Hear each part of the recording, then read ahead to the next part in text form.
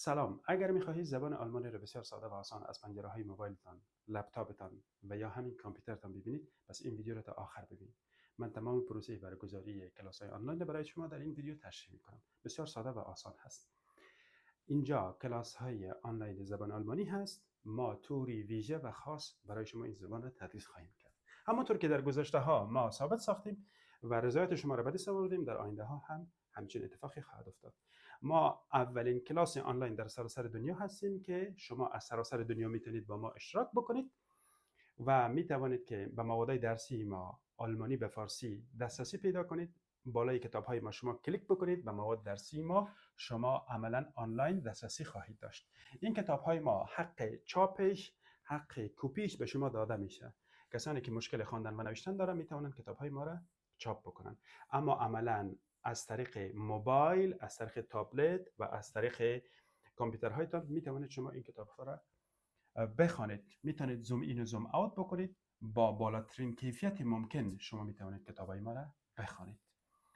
و اگر خواستین خودتان را ثبت نام بکنید، میتوانید وارد وبسایت درسی ما شید. وبسایت درسی ما همیشه وقت در دسترس شما خواهد بود.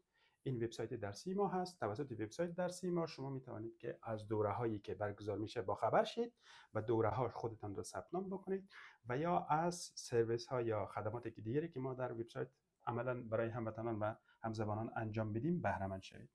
من یک بار وبسایت خود را اینجا می‌نویسم بچه‌ها. وبسایت من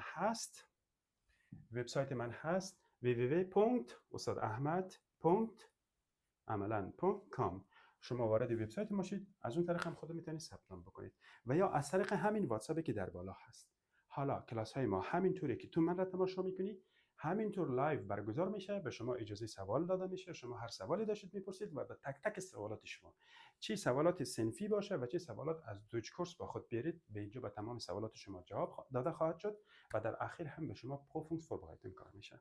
در کنار اینها به شما ورشت داده میشه آلمانی به فارسی، zusammenfassung که درس برایتان داده میشه، خلاصه درس برایتان داده میشه و ویدیو هم برای شما ارسال میشه. همین ویدیوی درسی که شما در اون ویدیو اشتراک میکنید، همون ویدیو هم به صورت بسیار خلاصه تصویر برداری میشه و برای شما ارسال میشه تا در جریان روز ما چندین بار این درس رو ببینید. پس اینجا ما هستیم تا در رأس بهترین ها باشیم. جایی که هموطنان ما بخواهند زبان یاد بگیرن، ما هم از دوج کورس ها بهتر هستیم و هم خدمات بهتر ارائه میکنیم برایتان و هم بسیار بسیار به صرفه هستیم.